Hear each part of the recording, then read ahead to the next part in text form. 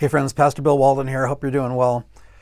Have some more thoughts about conflict resolution. One of the things that keeps us from reconciling with people with whom we are in conflict is fear. We imagine that if we go to try to talk to them and try to reconcile, try to resolve the conflict, that they may attack us emotionally, verbally, even maybe physically. Will they try to turn the situation around on us? We come with good intentions. We come humbly. We want to, rebuild a relationship. Will they turn it around on us and blame us and, assign guilt to us? And will they reject us? And so there's a lot of things that can go wrong when we are trying to reconcile with somebody. And it's very natural that our minds will imagine these things. And that fear, is a real thing. It made me think of a time in the Gospels in Matthew chapter 14 when Jesus told the disciples to cross over the lake and that he would join them later. It was during the middle of the night, and they had been rowing contrary to the wind for many, many hours. Now, these guys were, for the most part, seasoned fishermen, so they knew how bad the storms could be on the Sea of Galilee, and they knew that their lives could be in danger. And it says that Jesus came walking on the water to them, and of course they didn't know what to make of it. Matthew writes, and he tells us that they thought that Jesus was a ghost.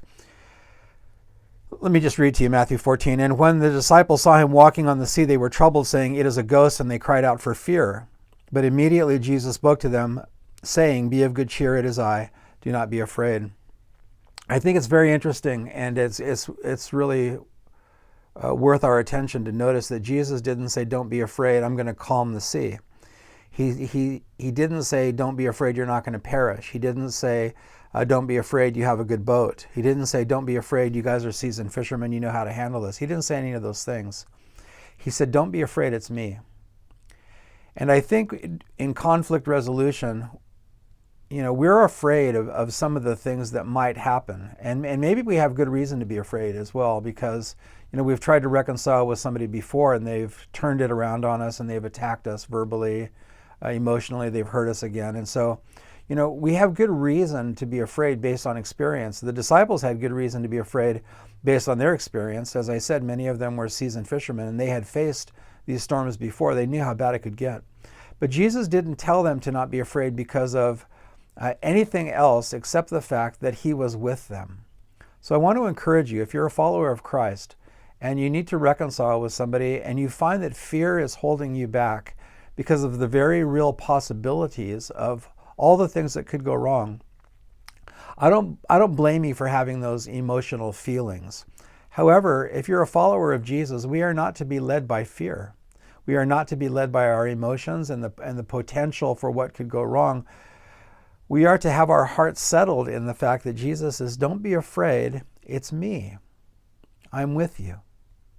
And so may you be encouraged as you are praying, as you are considering, as you are hoping to reconcile with somebody, to resolve a conflict, as you're hoping for that, as you're praying for that, may you be encouraged in the fact that Jesus is with you. He says, "Don't be afraid, I'm here.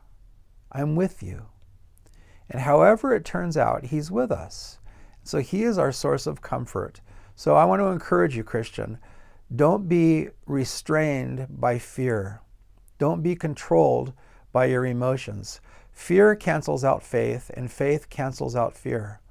So I'm not saying when you go to that meeting, don't have any emotions. I'm not saying don't have any feelings. Of course you're going to, and I'm going to. What I am saying is don't be held back by fear. Move forward and remember that Jesus is with you. Thanks for watching. God bless you. Bye-bye.